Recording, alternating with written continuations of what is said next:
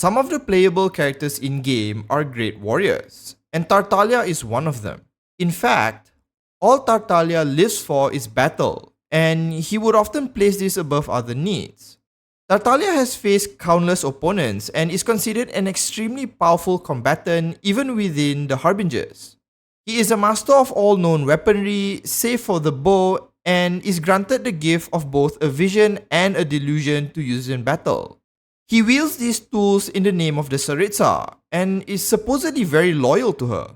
But what if I told you that he might end up betraying her by the end of the story? Before we get into that, if you want to see more Genshin Impact content, do consider subscribing to the channel. Tartaglia wasn't always a combat-hungry maniac. In fact, when he was younger, he was quite the opposite. He was born in Snezhnaya in a seaside village called Morpesok, and was often described to be a rather easily frightened child. Other than that, he was pretty much just like any normal kid.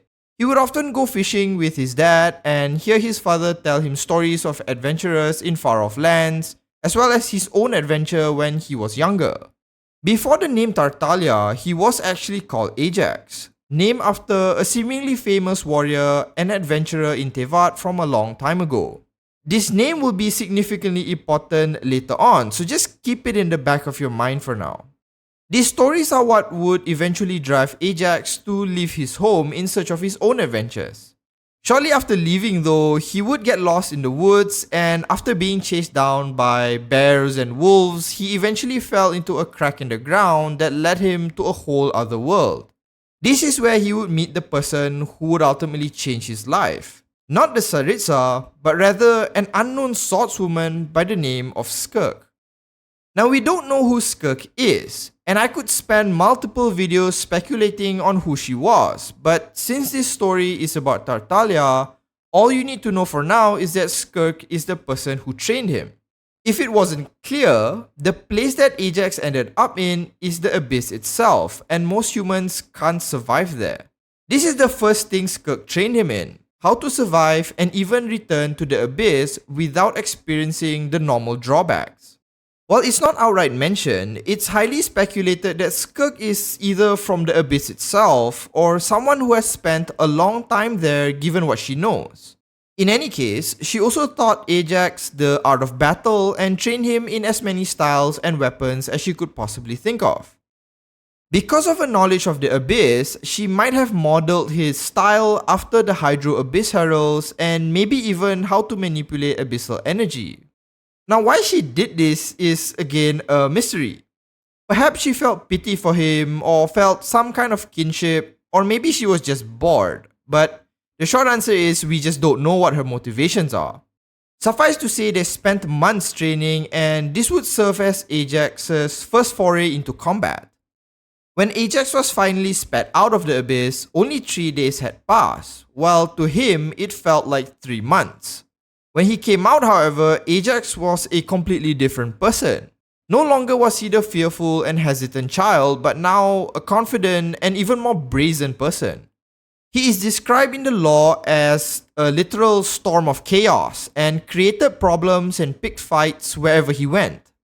His dad, having no idea how to control him, eventually sent him off to the fatui, thinking that the military upbringing will temper his behaviors and anger. Obviously, this didn't work, and eventually he rose through the ranks all the way until he was a harbinger. I'm glossing over a few details here, but eventually he was entered into the harbingers, and this is where he meets the tsaritsa. His first impressions of her are crucial to answering the question I posed in the intro, so just bear with my ramblings a little bit more. See, even among the harbingers, Tartaglia is kind of an outlier. While they all revered the tsaritsa, Tartaglia is really more interested in battles and improving himself. He saw this promotion as just another door opening to bigger and better fights. But when he met the tsaritsa, he felt something different, something other than his thirst for battle.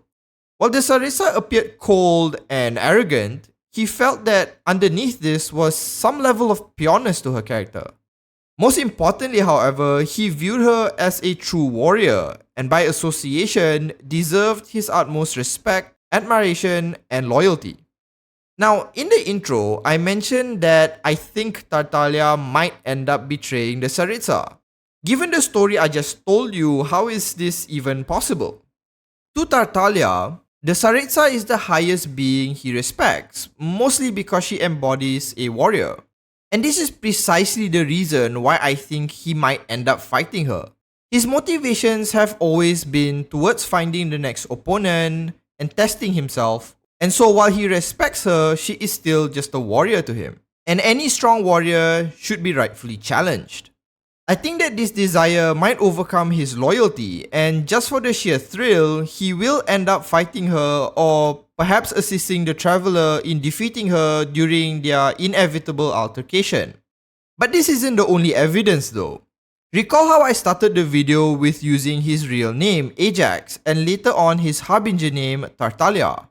I did mention that his original name would be important, and here's why.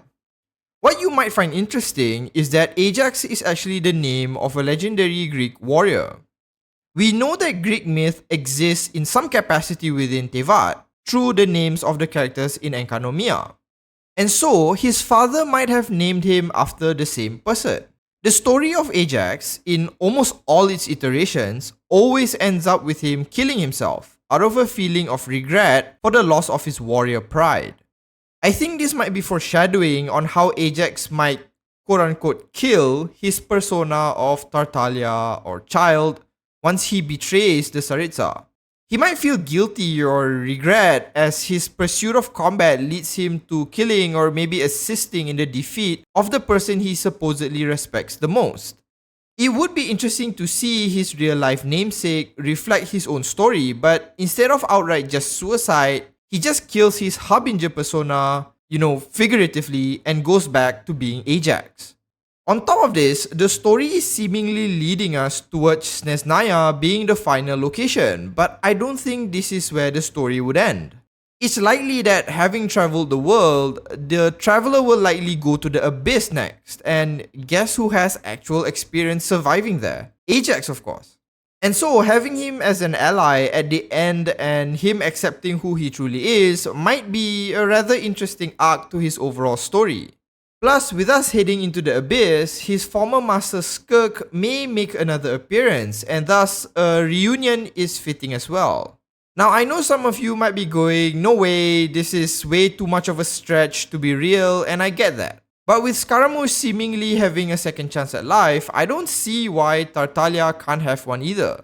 I feel much of the story of Genshin Impact tries to subvert expectations when it comes to its characters, and this might be an interesting way of doing it with Tartaglia's character. Of course, if you got caught up in my hype there, I do need to remind you that this is still just a theory at the end. I have no idea if this might end up being true, so take it with a bucket of salt. But that does it for this video, and if you enjoyed it, do consider subscribing to the channel, and I'll see you in the next one. As usual, have a nice day.